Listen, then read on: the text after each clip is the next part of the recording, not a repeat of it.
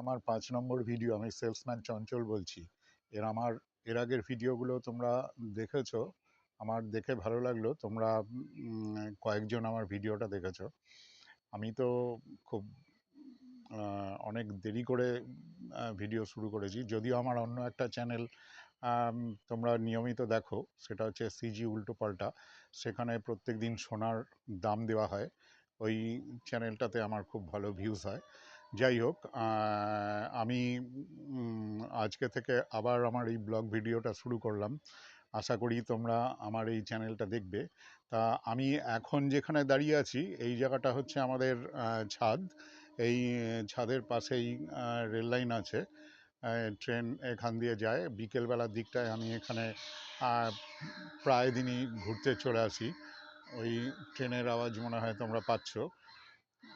Train গেলে এইখান থেকে, সামনে থেকেই দেখা যায়।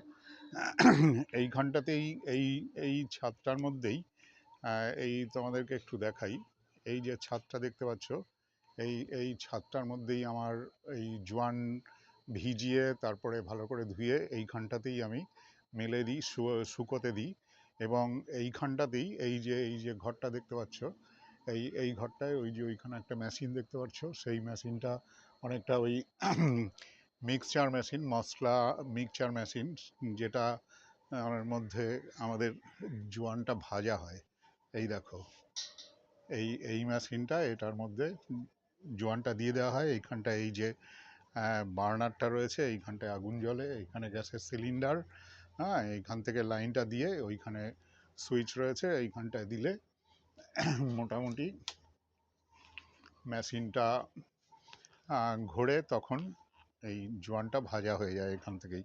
এবার ভাজা হওয়ার পরে এই যে অ্যালুমিনিয়ামের গামলিগুলো দেখতে পাচ্ছ, ওই যে ওখানে প্লাস্টিকের গামলি, এই পাশটায় দেখো, এই যে এগুলোর মধ্যে জোয়ানগুলো মোটামুটি রেখে দেওয়া হয়। তারপরে এইখানে ছাদের মধ্যে রাখলেই ওগুলো ঠান্ডা হয়ে যায়। তা আজকে থেকে আমি ভেবেছি আর তোমাদেরকে জোয়ানের কথা বলবো না, কারণ আমি গত দুদিন ধরে দুটো ভিডিওতে, আমার 4 নম্বর ভিডিও আর 5 নম্বর ভিডিওতে তোমাদেরকে বলার চেষ্টা করেছি যে তোমরা যদি বাড়ি থেকে একটা কিছু করো, তাহলে কিন্তু এখনকার দিনে আয় করা সম্ভব। এবং এই সকালবেলায় আমি এইখানেই দাঁড়িয়ে থেকে, এই যে আমার পেছনে ট্রেন লাইন, এইখান থেকে যখন ট্রেন যায়, আমি দেখি কীরকম ভিড় করে লোকজন যায়। তারপরে আবার ভিড় করেই বাড়ির দিকে সবাই ফেরে। তা এই যে কষ্ট করে জার্নি করা, তার থেকে কত সুন্দরভাবে ওরা কিন্তু বাড়িতেই কিছু একটা করতে পারে। তা বন্ধুরা, আজকে থেকে আবার এই দৈনিক তোমাদের সঙ্গে গল্প করব। আর শেখানোর মতন কিছু নেই, আমার নিজেরই জীবনের অভিজ্ঞতাটা একটু মাঝে মাঝে বলবো তোমাদেরকে। আজকে সকালবেলায় এই রাজপুর এলাকা, রাজপুর সোনারপুর, তোমরা হয়তো নাম শুনেছ। রাজপুর এলাকা, তারপর কোদালিয়া, যেখানে নেতাজি সুভাষচন্দ্র পৈতৃক বাড়ি, ওই এলাকাটায় আমাদের দুটো তিনটে হোলসেলার এর দোকান আছে। সেই সমস্ত জায়গায় আজকে মাল দিয়েছি, মানে আমাদের জোয়ানটা পৌঁছে দিয়েছি। এবার পেমেন্টটা এখনকার দিনে কি হয়, এখনকার দিনে পেমেন্টটা অনলাইনেই করা হয়। বেশিরভাগই অনলাইন দিয়ে দেয়। আমাদের মালটা পৌঁছে দিলে ও সঙ্গে সঙ্গে বা ঘন্টা দুয়েক বা একদিনের মধ্যেই পেমেন্টটা সে অনলাইনে করে দেয়। তাতে পেমেন্টের জন্য অসুবিধা হয় না। তা যাই হোক বন্ধুরা, তোমরা আমার এই ব্লগ চ্যানেলটা দেখবে। আর আমার সিজি উল্টোপাল্টা বলে আমার একটা চ্যানেল আছে, ওই চ্যানেলটা হয়তো তোমরা দেখো। ওটায় অনেক সাবস্ক্রাইবার, ভিউজও খুব ভালো আসে। ওটাতে শুধুমাত্র দৈনিক সোনার দাম এবং সোনার বিষয়, সোনার যে বাজার, সেই ইয়েটাই দেওয়া হয়। তা যাই হোক, আমার তোমাদের কাছে একটাই রিকোয়েস্ট, আমার এই যে ব্লগ চ্যানেলটা, এইটা একটু তোমরা দেখবে। আর আমার সঙ্গে কমেন্ট বক্সে অবশ্যই তোমাদের মতামত, তোমাদের সমস্ত কিছু জানাবে। আমি শুনবো এবং আমিও আমারটা তোমাদেরকে বলবো। তা বন্ধুরা, এই বিকেলবেলার দিকে আমি যখন এই ছাদের মধ্যে ঘুরি, হ্যাঁ, আমার কিন্তু খুব মজা লাগে। ওই দেখো একটা ইয়ে শব্দ হচ্ছে, একটা প্লেন হয়তো যাচ্ছে আমাদের বাড়ির কাছেই এইখানটায়, যেহেতু দমদম এয়ারপোর্ট, হ্যাঁ এইখানটায়, সেই জন্য আমরা নিয়মিতই দেখে থাকি, তোমরাও হয়তো দেখো। হ্যাঁ, শব্দ তো পাচ্ছই। আর ট্রেন আসলে এক্ষুনি দেখাবো তোমাদেরকে। ভিডিওটা একটু আজকের হয়তো বড় হয়ে যেতে পারে, তোমরা তাও দেখো। আর তোমাদের নিজস্ব জীবনের অভিজ্ঞতাও একটু একটু মাঝে মাঝে আমাকে শেয়ার করো, আমারও ভালো লাগবে। তা বন্ধুরা, এই হচ্ছে আমাদের স্পেশাল জোয়ান, যেখানে মানে আমি কাজ করি বেশিরভাগ এই জায়গাটাতেই।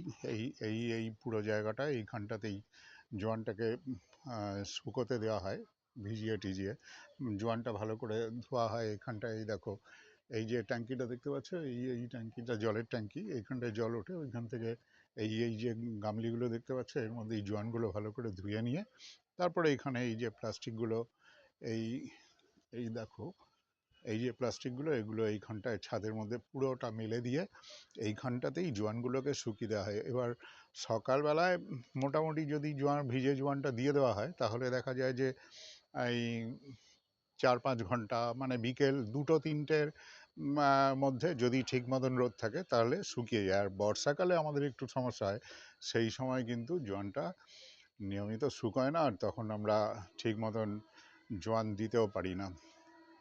তা বন্ধুরা দেখো, এই যে বলছিলাম আমার বাড়িটা রেল লাইনের ধারে, এই একটা ট্রেনের আওয়াজ পাচ্ছি, এক্ষুনি তোমরা দেখতে পারবে এইখান থেকে। তা যারা ট্রেন লাইনের এলাকাতে থাকো না, তাদের কাছে হয়তো জিনিসটা মজার লাগবে, আমাদের তো সেরকম একটা মজার লাগে না, কারণ আমাদের এই যে শব্দের জন্য অনেক সময় অসুবিধা হয়। এখন আমাদের থাকতে থাকতে এই জায়গাটায় অভ্যাস হয়ে গেছে। তা বন্ধুরা, আমার চ্যানেলটা তোমরা একটু দেখো, আমার সঙ্গে